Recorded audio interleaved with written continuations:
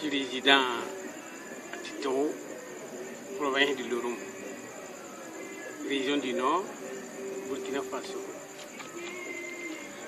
Quelle est votre vision de l'Afrique du passé, du présent et du futur, notamment sur ses relations avec les autres continents tels que l'Amérique, l'Europe, l'Asie?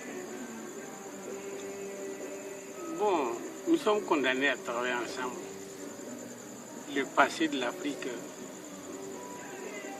nous regrettons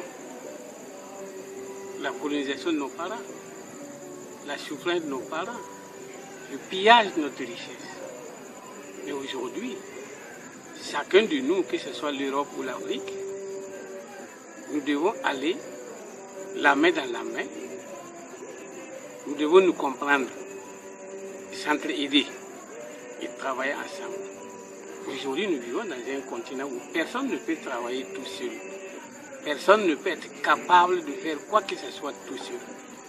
Il faut une compréhension, il faut un respect, il faut la tolérance, il faut la paix, pour que nous puissions quand même améliorer ce qui existe, développer ce qui existe pour nous et pour tous ceux qui vont venir derrière nous. Et concrètement, pour aller dans cette paix, cette tolérance et se travailler ensemble, quels sont d'après vous les axes prioritaires, là où il faut agir? Bon, là où il faut agir, il faut bannir l'exclusion. L'exclusion, aujourd'hui, vous êtes utile, X, Y, ils sont tous utiles, mais il faut que nous parlions le même langage. Il faudrait que nous mettons l'exploitation de l'homme par l'homme de côté, respecter tout le monde tel qu'en soit sa catégorie et parler toujours du même langage. On a toujours dit que si les deux personnes possèdent 100 francs, s'il y a bagarre, c'est qu'il y a un qui veut 75 francs et les autres avec 25 francs. Aujourd'hui, là, nous devons nous considérer, les grands sont grands, c'est Dieu qui l'a fait. Les petits sont petits, les grands peuvent devenir petits, les petits peuvent devenir aussi grands. Cela veut dire que chacun de nous n'a une situation stable. C'est éphémère, parce qu'il y a des aléas climatiques. On peut développer, mais des aléas climatiques peuvent aussi également causer la chute d'un pays, d'un groupe, à la chute. Parce que nous ne maîtrisons pas ces aléas climatiques. À l'inverse du climat, en effet, il y a des pays comme actuellement les États-Unis où il y a régulièrement des tornades qui ravagent, ou aussi en Asie. Ici en Afrique, on bénéficie d'un climat assez exceptionnel avec le soleil. Quel est votre avis sur le potentiel en termes d'énergie solaire de l'Afrique et quelle serait la bonne voie pour pouvoir l'exploiter dans le bien commun et dans l'intérêt de tous, hein? Bon, nous souhaitons qu'on nous respecte, nous souhaitons qu'on nous respecte et qu'on cherche également le soleil.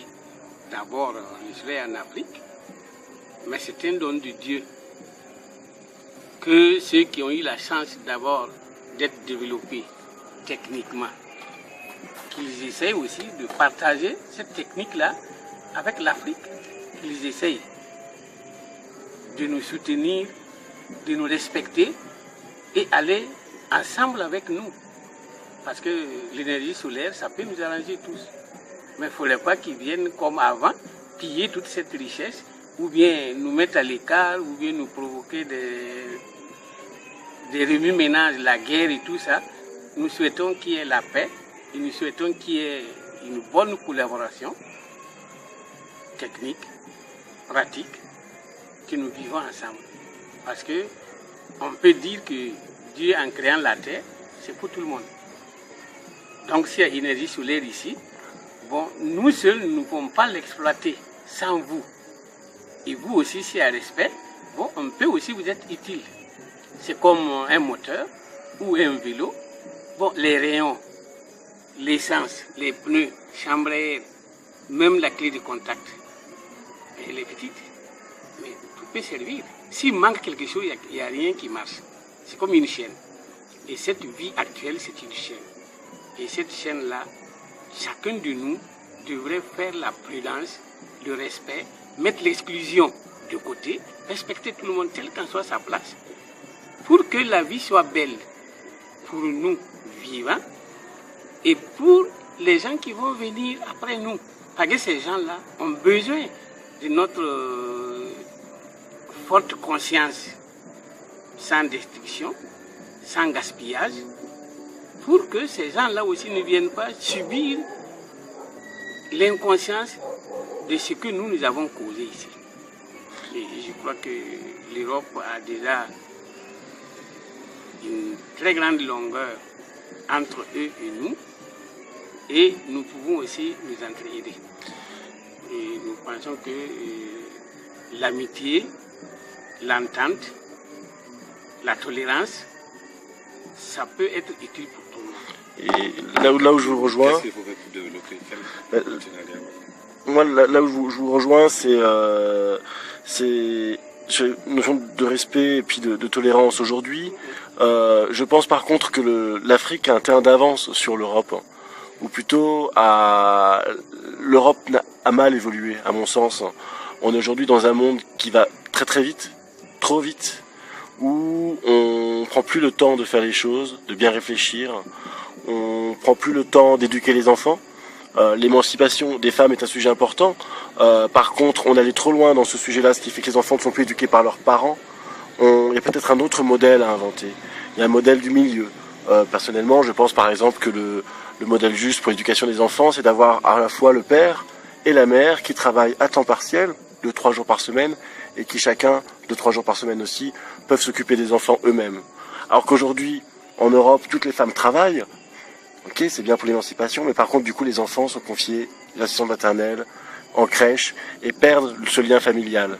Donc ça, c'est ce genre d'erreur où moi j'espère que l'Afrique ne va pas aller dans la même erreur. Au niveau aussi du capitalisme, on a aujourd'hui des écarts de richesse entre les plus pauvres et les plus riches qui sont faramineux. Pendant que certains ne gagnent juste de quoi manger et même pas, d'autres auraient de quoi se payer des toilettes en or massif. Il y a une juste mesure à avoir dans le mérite par rapport à son travail. Aujourd'hui, on revient en arrière aussi là-dessus en Europe. On est en train de mettre en place des sociétés coopératives, notamment, d'intérêt collectif, dans lesquelles on a des grilles de rémunération. Dire, bon, celui qui est le moins qualifié, s'il a un salaire 1, celui qui est le plus qualifié, le patron, il a peut-être un salaire 5 ou 6. Donc peut-être que quelqu'un va gagner, en francs CFA, 100 000 francs par mois, et le grand patron, il va gagner 500 000 francs, mais pas des millions et des millions. Parce que rien ne justifie qu'un être humain vive beaucoup mieux qu'un autre, juste parce qu'il a eu plus de chance à la base sur certaines choses. On en revient à la déclaration des droits de l'homme, sur les strictes égalités de chacun à la naissance. Égalité, normalement, on devrait remettre à plat la propriété. Quand on n'est pas d'héritage de propriété, on est égaux devant la loi, devant Dieu, devant les autres, à la naissance. On est en train de revenir sur ces valeurs-là, on est en train de revenir aussi sur toute l'industrialisation pour revenir à du local, à revenir d'agriculture dans les villes. L'urbanisation, voilà, un autre axe, a été une erreur en Europe. On revient dessus. Aujourd'hui, on cherche à pouvoir enlever certains quartiers pour pouvoir mettre des champs à la place en plein centre-ville. Actuellement, la ville de Waligouya, telle que c'est organisé, dit que c'est parfait. Il ne faut pas construire d'autres bâtiments à l'intérieur. Il faut plutôt étendre le modèle. Mais par contre, pouvoir bien développer l'agriculture en utilisant, c'est vrai, certaines techniques d'agriculture que de la recherche scientifique de pointe a mis au point. La permaculture, la technique du ZAI, des IA. Donc, il y a certaines technologies à utiliser avec parcimonie. Concernant le solaire, là où, vous me permettez, j'ai un désaccord avec vous, c'est que je pense qu'il n'y a pas vraiment besoin de l'Europe. Il y a besoin peut-être de quelques Européens. Moi j'ai quelques compétences en informatique, mais peut-être trouver quelques bonnes personnes avec des compétences dans les différents domaines scientifiques pour lancer l'émulsion ici d'un partage de savoir en utilisant Internet notamment, qui est en train de se développer. On peut très vite partager le savoir et avoir des gens capables de monter au point de beaux projets adaptés ici. parce que ce qui est valable en Europe ne l'est pas ici. Et la réalité, c'est que, d'après les études scientifiques, rien qu'en recouvrant une partie du Sahara de quelques centrales thermiques solaires, on aurait de quoi générer 5 fois l'électricité nécessaire pour l'ensemble du monde. Donc le défi, il est majeur, et l'opportunité, elle est majeure, c'est pas anodin ce dont on parle. Et il y a des techniques aujourd'hui à base, on n'est pas obligé d'avoir des panneaux solaires très compliqués fabriqués en Chine. Pour fabriquer de l'énergie électrique à partir du soleil, il suffit un peu de liquide par exemple et de sable. Voilà, on construit des miroirs à partir de silice, le sable, ça il y en a pas mal par ici. On les met en forme de parabole pour concentrer l'énergie vers un point central, où là il y a en fonte, on a des minerais, on a de quoi avoir de l'acier ou de la fonte, une cocotte qui vient à ébullition, et la vapeur d'eau s'échappe avec de la pression, fait tourner une turbine, et ça génère l'électricité. Ça avec des techniques locales que j'ai pu voir à Yiguya, des soudeurs, voilà, on peut fabriquer ce genre de choses. D'autres possibilités très simples, c'est simplement la gravité. Pour avoir une batterie électrique, cette eau qui s'évapore, on la garde en hauteur, et j'ai vu un peu des puits d'eau partout. Et quand on a besoin d'électricité, on ouvre la vanne, l'eau elle descend, et comme un barrage sur un fleuve dans d'autres pays, cette eau va alimenter une turbine qui va générer de l'électricité. Ce genre de choses très très simples, on pourrait les faire dans les villages. Aussi très simple, les vélos. Aux États-Unis actuellement, ils font des salles de sport génératrices d'électricité sur les vélos où les gens viennent pédaler. Ils ont mis des dynamos et l'énergie de la salle de sport permet d'alimenter tout un quartier qui est autour en électricité. Voilà, au moins l'effort sportif sert à quelque chose. Donc il y a plein de techniques qui, je pense, peuvent être intéressantes ici, mais à inventer ici pour en tirer profit ici. C'est pour ça que moi, ma priorité, c'est vraiment l'éducation. L'éducation grâce à Internet pour faire venir ce savoir, pour aller plus vite que l'Europe sur le savoir qu'on peut communiquer. Et prendre un peu de vitesse les intérêts capitalistes qui essayent de se positionner encore maintenant sur l'Afrique comme des vautours sur un beau morceau. Voilà. Et je pense qu'avec cette éducation-là, à la base, le cerveau c'est le même, le QI c'est le même, les enfants d'Afrique seront capables d'ici 5 ou 10 ans de merveilles technologiques, d'industries de pointe qui feront de l'Afrique un fer de lance sur l'énergie solaire et plein d'autres secteurs. Voilà un petit peu ma position. Voilà. Qu'est-ce que vous en pensez? Non, c'est correct. C'est correct parce qu'aujourd'hui, dans ce monde, il faut que nous parlons le même langage. L'intérêt est le même. Que ce soit les grands, que ce soit les petits, que ce soit les moyens, que ce soit les argentiers, le langage c'est le même. On est né de la même manière, on vit de la même manière, on disparaît de la même manière. Donc, c'est le centre qu'il faut respecter, la tolérance. Il fallait accepter vivre en commun, en communauté, ensemble. Or aujourd'hui, les gens négligent tout ce qui est de la communauté. Chacun veut vivre individuellement. Tu peux être là, tu es bien, tu vis bien. Ton voisin, s'il crève, ça ne t'intéresse pas. S'il a des difficultés, ça ne t'intéresse pas. La notion de partage et de solidarité qu'on a perdu. Il faut ça. Sans la solidarité, sans la compréhension, sans le respect, le reste, ça serait vraiment difficile. Mais si vous voulez, là du coup, ce qui m'inquiète un petit peu, c'est que le système éducatif que j'ai pu voir dans les écoles que j'ai visitées ces derniers jours est exactement le même système éducatif qu'en France, qui nous a conduit à la crise, à l'erreur qu'on a actuellement. C'est-à-dire un système éducatif très théorique. On apprend des matières, on apprend par cœur. Un système éducatif basé aussi, dans certains cas, sur la compétition, avec des notes.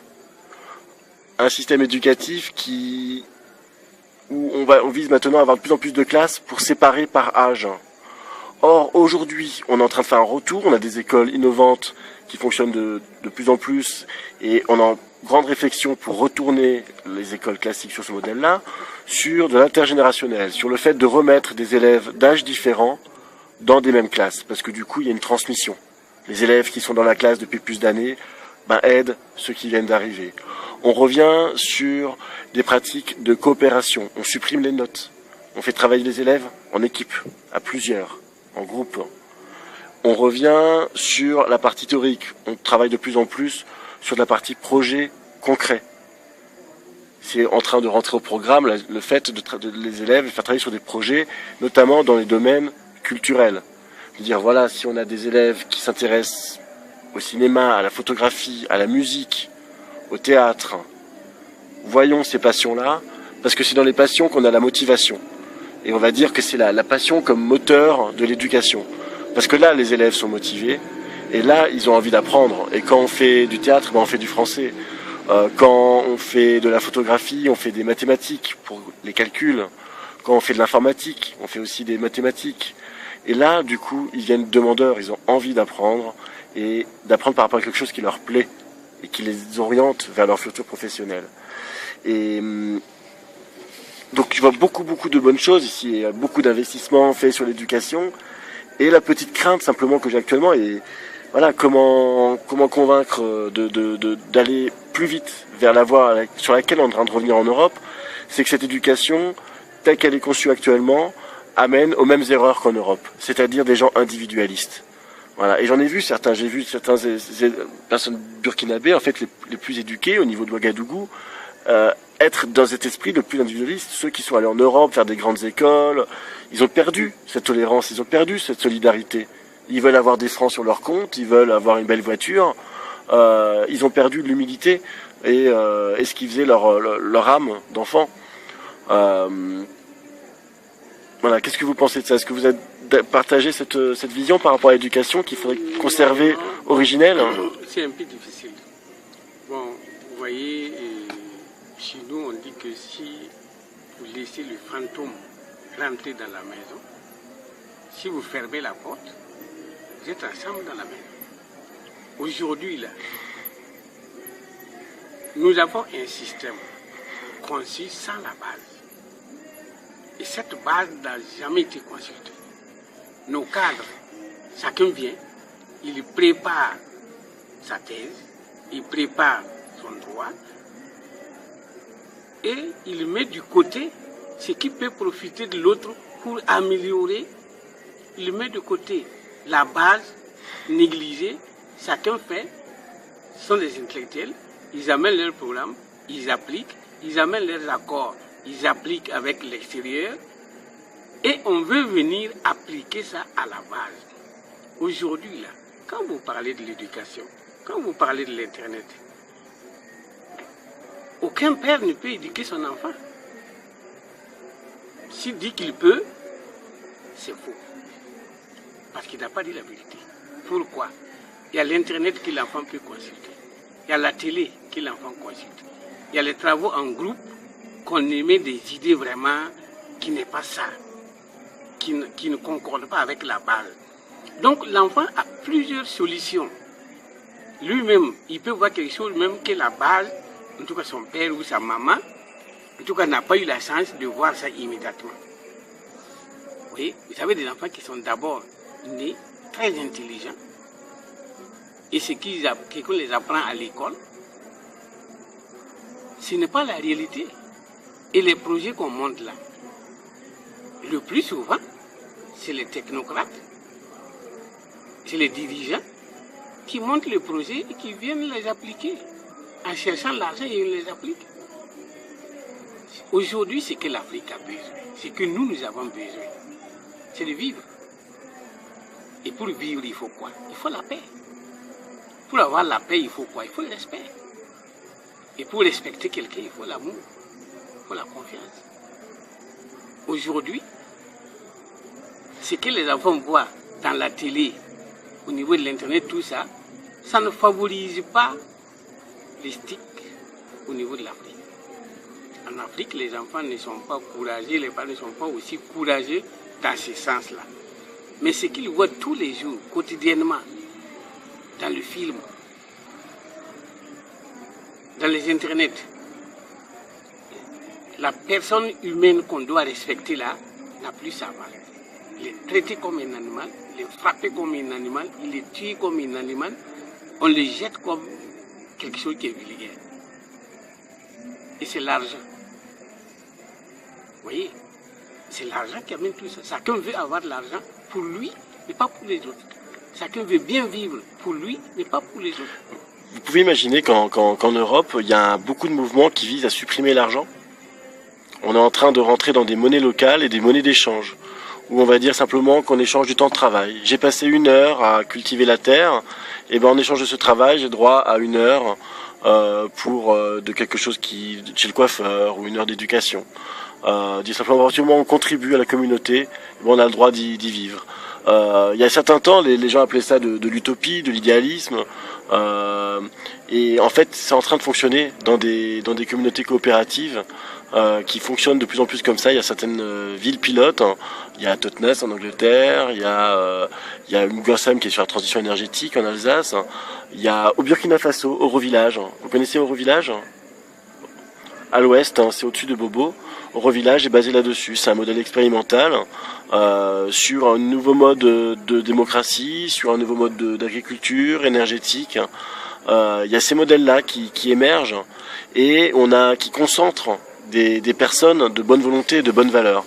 Et je suis persuadé qu'à partir du moment où on franchira la masse critique de personnes qui croient en ces alternatives et en ce nouveau modèle économique où l'argent n'est plus centré, mais on centre sur l'humain. On centre sur l'humain et les ressources. On a des ressources naturelles, on a des humains, on adapte pour avoir un équilibre. L'argent sort de l'équation. Et là, on a la paix. Bon, vous savez, tout ça c'est bon, hein. Mais il y a la réalité qui manque. Et quelle est cette réalité-là? Quelqu'un qui ne mange pas à sa faim, qui est malade, qui n'a pas de soins. Et même pour se déplacer, ça pose problème. Pour avoir l'eau potable pour boire, là, ça pose problème. Cependant qu'il y a des richesses qui roulent. On construit des immeubles, des milliards et des milliards. On prend des crédits sur le dos des gens qui ne sont même pas nés là, qui eux, ils vont payer. Mais c'est qui ces milliardaires? Partout dans le monde. Chez vous, il y a des gens même qui ont peut-être combien 100, 200, 300 bateaux, 1000 avions. Cependant que nous sommes ici. Et notre pauvreté, là, c'est dû à vous, vos parents, qui ont payé nos gens n'importe comment, qui nous ont déstabilisé. L'Afrique était très, très bien organisée. Oui. Moi, c'est aussi dû, excuse-moi, c'est aussi dû à certains Africains qui ont laissé faire. Oui, mais c'est en collaboration. Oui, c'est en collaboration avec ces gens. Même aujourd'hui, là, si on n'écoute pas la base et voit la réalité, la base, là, c'est la santé, l'éducation et la nourriture. Un paysan peut mettre, par exemple, 5 hectares, 10 hectares. Et les aléas climatiques peuvent causer. Et ce paysan n'a même pas 1 kilo. Mais personne ne prend ça en charge. C'est à ses risques et périls. Mais ce n'est pas normal. C'est une fuite de responsabilité. On a eu les mêmes problématiques en Europe. C'est pour ça qu'on est passé aujourd'hui sur un modèle préfinancé. Aujourd'hui, on soutient l'agriculture locale. De quelle façon? C'est les familles qui, à l'avance, payent le paysan pour son année d'exploitation. Et ensuite, ils ont en retour ce qui est produit. Si c'est une bonne année, ils ont beaucoup à manger dans les familles. Si c'est une mauvaise année, ils ont peu. Là, c'est la solidarité entre les consommateurs et les producteurs. C'est la démarche de consommateur. Voilà, j'agis effectivement pour l'équilibre bien. Voilà. Bon, en tout cas, c'est beaucoup de choses intéressantes échangées pendant ces quelques instants. Je vous remercie beaucoup. Moi, je retiens, voilà, j'espère que c'est une bonne conclusion. Je retiens de notre échange la priorité quand même sur l'éducation, mais plus l'éducation en termes de valeurs que technique dans un premier temps, pour conserver un état d'esprit de solidarité et de respect. Et je sens quand même dans vos yeux je vous sens optimiste malgré tout pour la suite. Et je pense que c'est avant tout ce qui est nécessaire également. Si les gens sont pessimistes, ils se lèvent pas le matin. C'est quand on est optimiste, qu'on est positif pour la suite, que justement on va se lever, on va travailler, pas que pour soi mais pour les autres, et qu'au bout du compte, les choses vont pouvoir changer, pas en 2 jours évidemment, mais en quelques temps ça se fera. Voilà. Merci. Merci tout le monde.